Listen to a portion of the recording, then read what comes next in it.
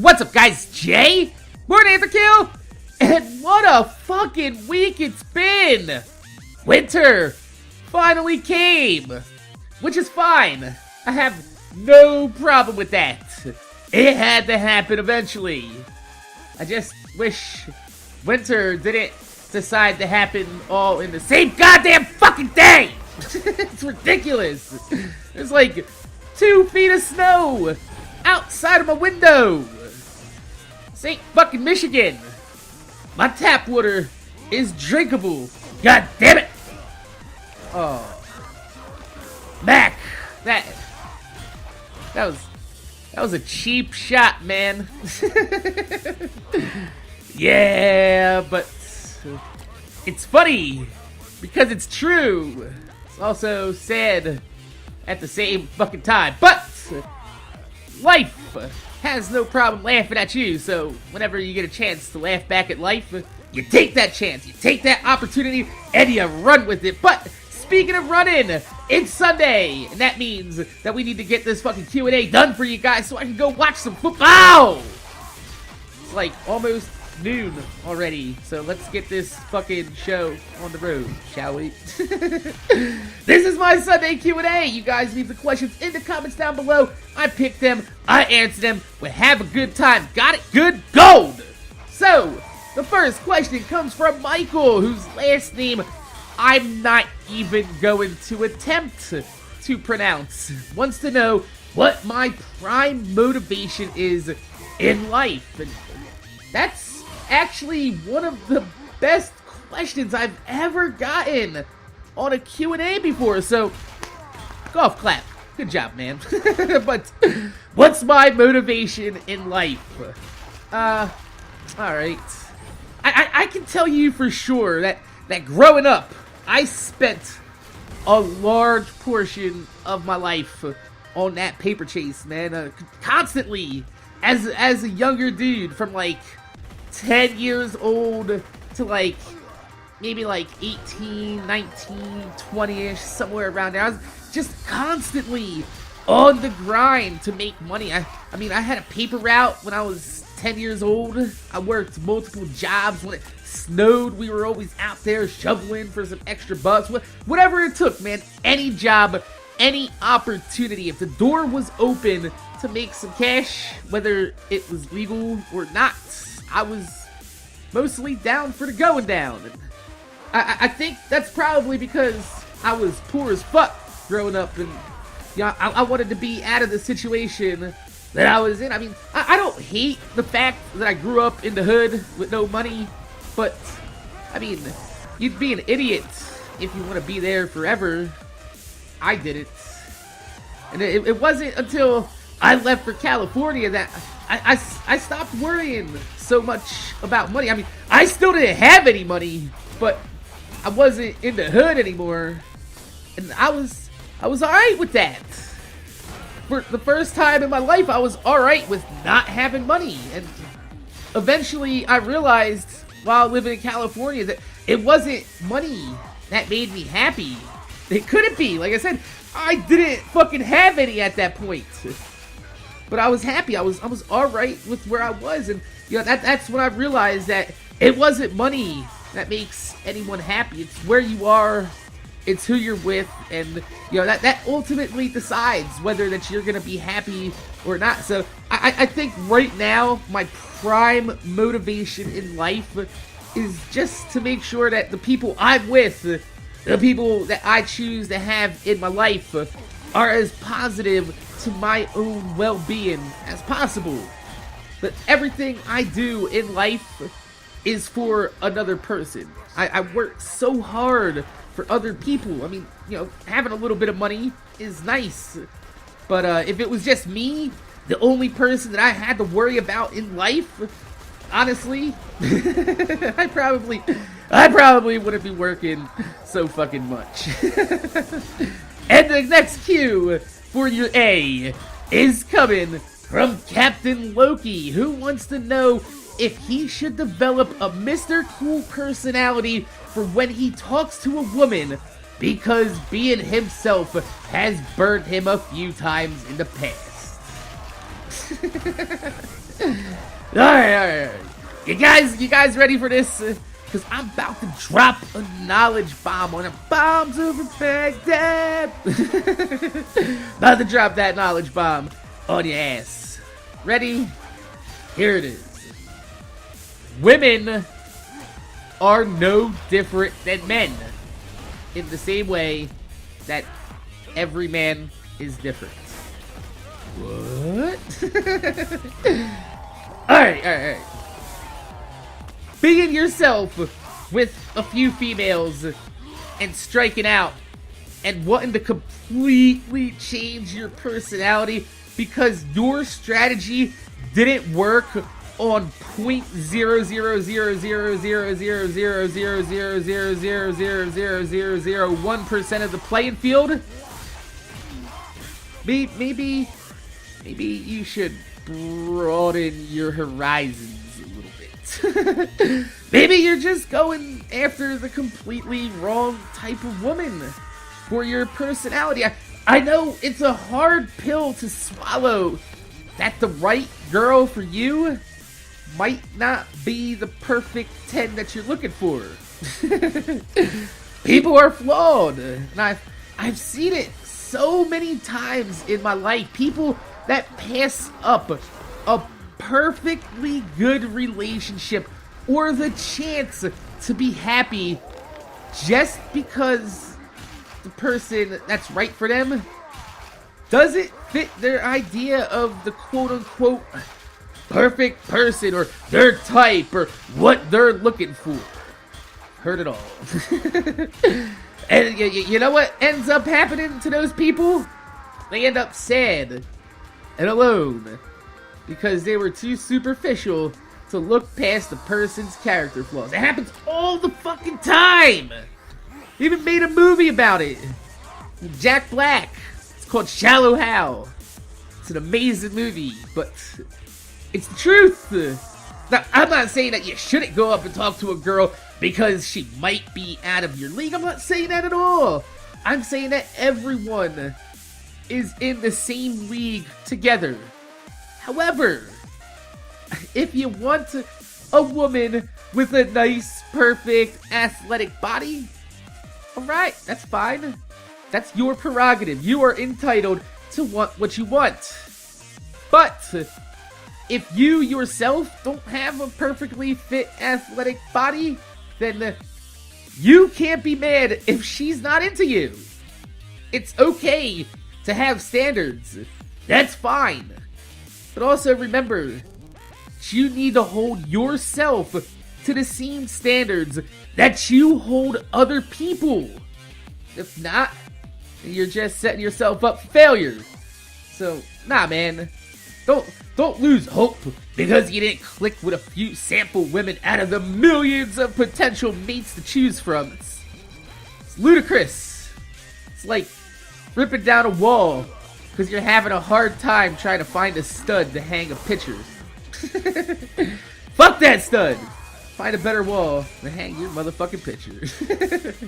And that brings us to another question from Oba Femi, who wants to know if I go to events like E3 and shit like that. Nice vernacular. I love it, dude. I love it. And I chose this question this week because things are changing a little bit in the world of Mac. And this is something that I actually get asked all the time. Not just by you guys, but every year as convention season comes around.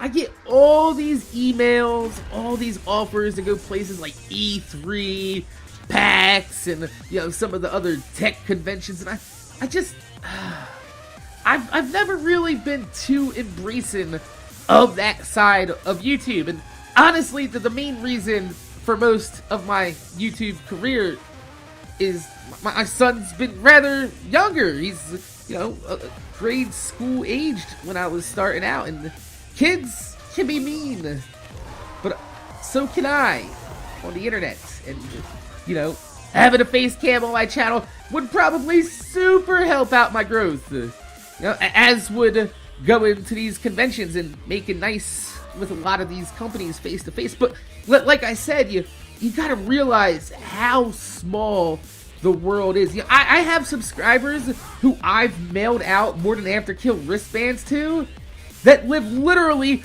right around the fucking corner. I can actually go there and hand deliver it without even getting in a car. I can just walk there, just put it in their mailbox, and walk away. That fucking small. Not to mention the fact that even my brother, my flesh and blood brother, who I haven't talked to for like 5 or 6 some years, maybe even like longer than that, was able to find me through my YouTube channel when I was growing. So, the potential for me saying something to a subscriber that goes to school with my son is extremely fucking likely. And we've also seen in the past through other channels, most notably I like to use Woody's gamertag as a big example for this, because he has a son that's all sorts of disabled, right? I'm not sure if it's autism or Asperger's or whatnot. I'm not trying to be, really fucked up about it, but, if the internet can go as far as to rip on a disabled child who can't defend themselves, fuck! If that's fair game, then anything is. So, I've just kind of kept YouTube as a part-time thing, not really bringing my own real life into the mix. But lately, now that my son is getting older, and recently he's becoming more and more interested in my social media and my YouTube channel. He's actually the reason that I just launched my Instagram. Link is in the comment section down below. Follow!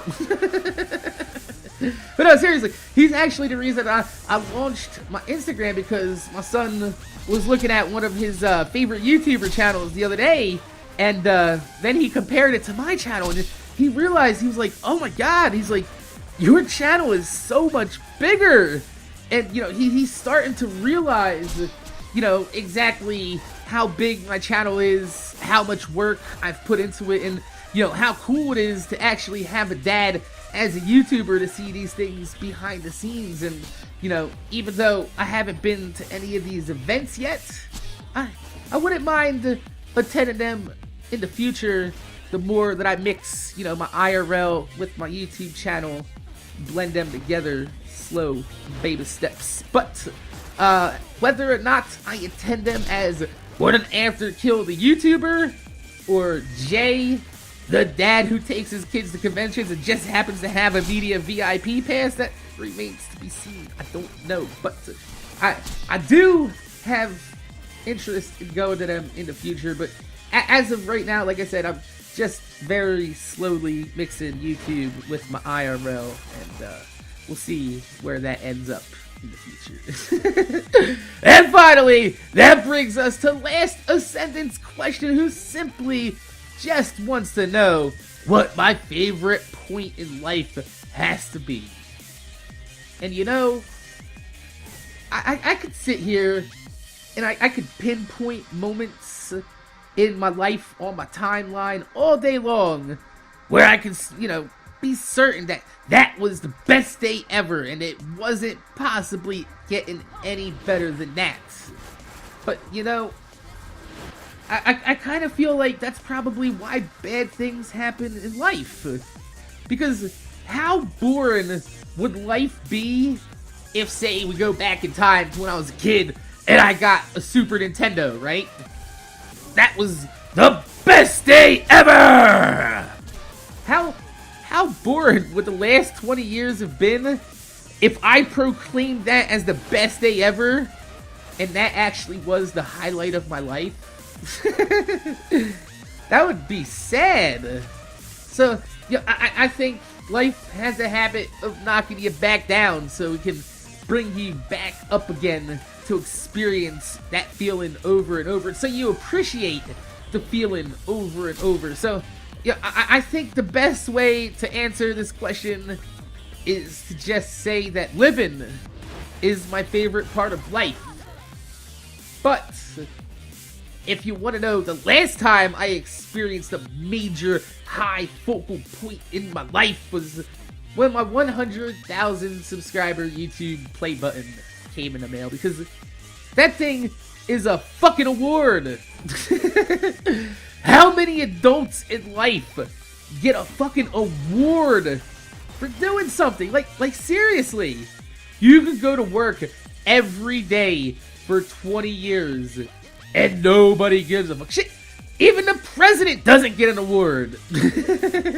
And here, I did something as an adult. I achieved something that somebody felt I should be awarded with this tiny trophy.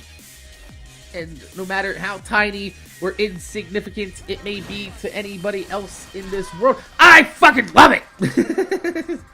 I mean, if you look at my channel, right? You take my voice, I have no face cam, controversial opinions and topics, my brash nature, call people out on Twitter all the time, my vocabulary. I've defied every single social convention on YouTube. And against all the odds that are stacked against me, I still fucking succeeded. I did it. And did it my way. So, yeah. I'd have to say, the day my 100,000 subscriber play button came in the mail, I cracked a tiny tear of joy in my eye. And that's probably the last time in my life that I felt on top of the world. However, that wasn't so long ago, so I'm not complaining.